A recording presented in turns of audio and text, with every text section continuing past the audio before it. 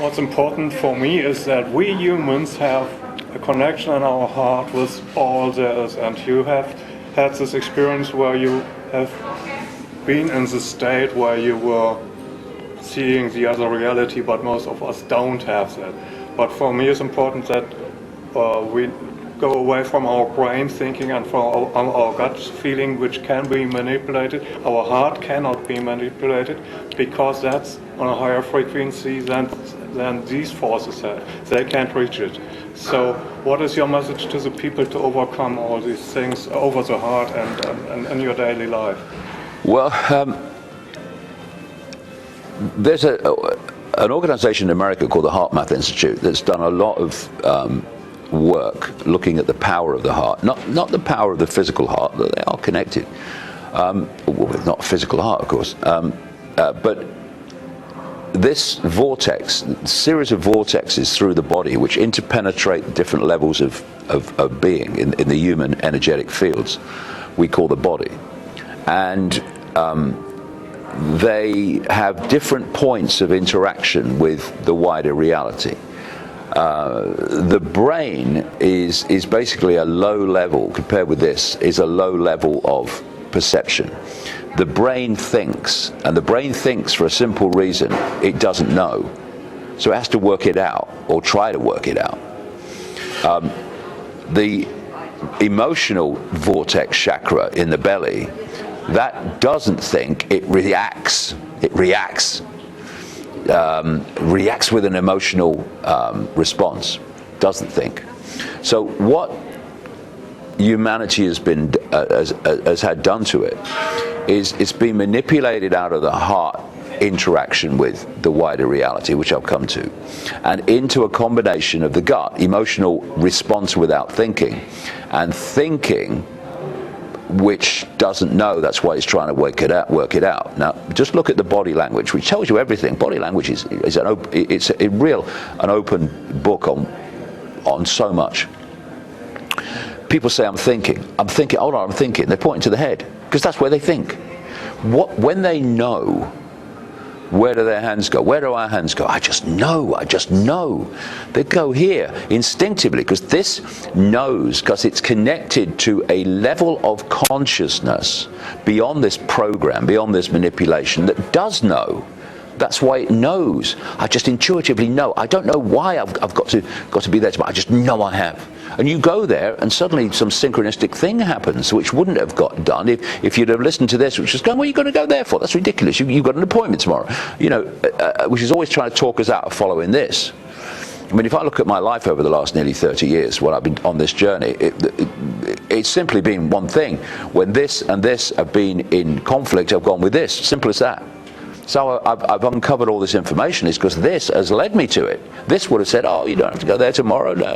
I know. Think of the inconvenience. Doesn't matter. I know.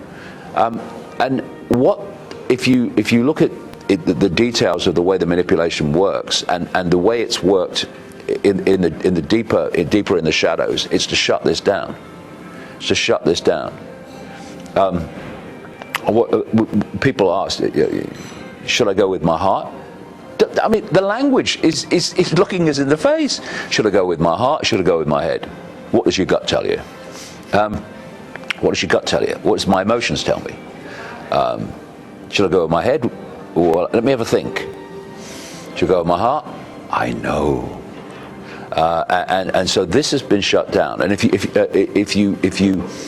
you look at the world that's depicted in the Avatar movies with the Na'vi, the blue people, they were a heart society in the sense that through the heart they knew that everything was one. They connect to trees and animals. Exactly. They were communicating with the trees. They were communicating with the animals because they were able to do that because they were tapping into a field of consciousness which the animals and trees and the natural world are also tapped into, and therefore it's like a bush telegraph, if you like.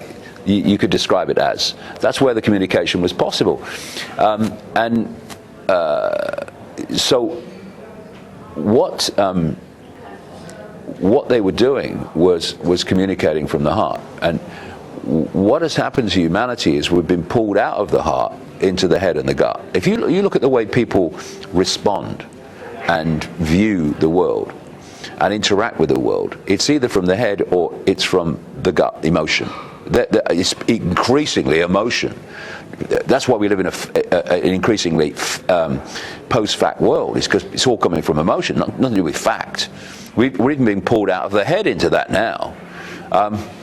How many interact with the world through their heart, through their intuition, through their empathy with what other people are suffering? Because this is where we get empathy from, this is where we get compassion from, this is where we get true love from, not attraction love as I call it, or mind love. Ooh, yeah, fancy you, you look nice. Instead, it's this connection, which manifests itself, funnily enough, not in, ooh, you look nice, or yeah, I like that, it manifests as friendship. Friendship. Think of friendship. From heart to heart. Heart to heart. That's what friendship is. Yeah. But because we connect love with men and women, or men and men, women and women, whatever, being attracted to each other and having sex, that's love. No, that's attraction. You can have that and friendship, but how many relationships have the attraction, but they don't have the friendship? They don't last that long, do they? Yeah. So if I'm attracted to you, and person's attracted to me on this level, then a relationship might start. But most of those kind of relationships become wars of control. Who's going to control the relationship? You're not doing what I want. You're not doing what I want. Oh no, you do that to me, I'm leaving. Slam. Yeah. What does friendship do? It's a great line. A friend is the one who walks into the room when everyone else walks out. Because friendship, a heart friendship, which is what friendship really is, true friendship, says, I don't agree with what you've done, but I'm here for you. It's a completely different level of connection to, how dare you do that to me, I'm going home to me mother, slam.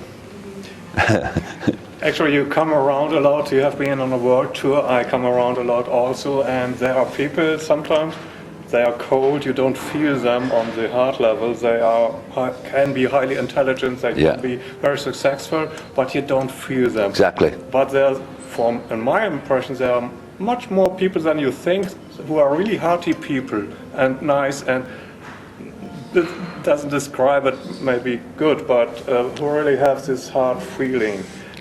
Average people who are everywhere around, what's your perception? Can they really kill all that humans have? Well, what they're trying to do is complete the job of destroying that through connectedness to artificial intelligence. Part of that will be to shut down the heart completely. But because the heart is so powerful, the energy is so powerful, the level of frequency it's connected to is so powerful, they have to work 24/7 all the time to keep that closed. And you know, it's like, you know, we had that. I'll give you an example of how it can just break out.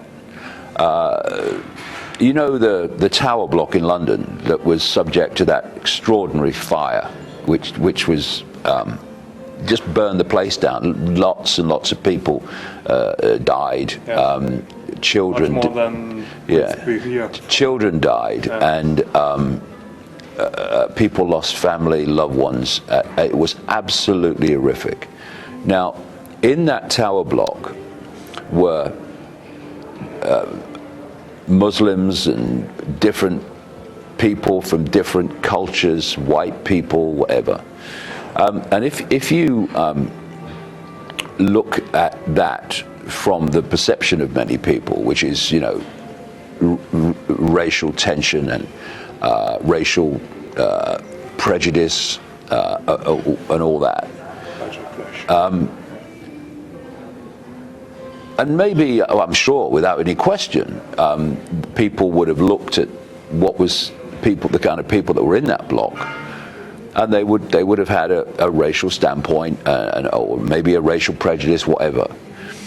But when that burnt down, in the extraordinary horror of it,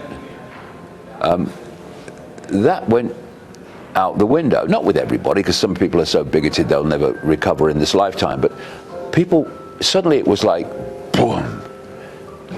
What's it matter what color they are? What's it matter where they came from? What's it matter what their religion is?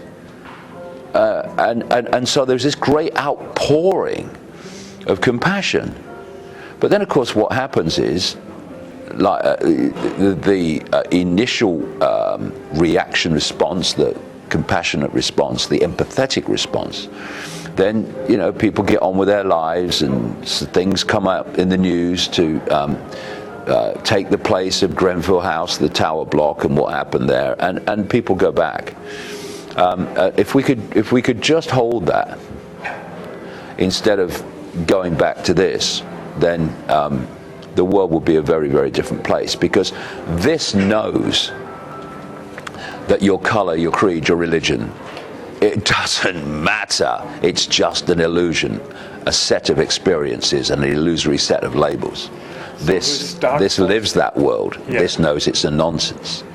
Those forces try to keep us in fear. They have terror attacks all the time, and people are not reacting like they think we should react. That they say we need more police. Okay, that's being said, but actually there should be civil war by now through all these terrorist attacks. But people are much more, they're not reacting the way the Archons think we react. Do you see that? Well, this Joe has been one of the great powers of the alternative media, because before the alternative media started communicating in any way widely, while we were still putting leaflets out, people got their version of a world event, a terrorist attack, a war, whatever, from the mainstream news. So of course they got the official narrative unquestioned overwhelmingly, with a few honorable exceptions, and they are a few. And so their perceptions were formed from that knowledge. Some people had a natural skepticism about authority and maybe said, I'm not sure I believe that, but most people did, because there was no other narrative. There was no, if a terrorist attack happened, there was no other explanation for it except the one you saw on the news or read in the newspaper.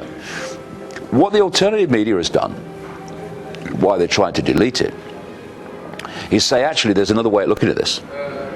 Like, what if they were just creating a problem here on purpose so that they could offer a solution to the problem to change the world in ways that would never have been allowed had they not had the problem, with what I call problem reaction solution. And people have gone, well, actually, that sounds as if that, could have sympathy with that. And then they watch that actually, as a result of that attack or whatever it is, whatever the problem is, they actually have done now what people in the alternative media said they would do as a result of this. And people have gone, well, hold on a minute. So when the next one comes along, then they're no longer saying, oh yeah, it's on the news, this is what happened. They're going, well, hold on a minute. And this is what we're talking about. The fact that people are now more and more questioning, I mean, RT, the Russian station, has this mantra and kind of slogan of question more. No, question everything.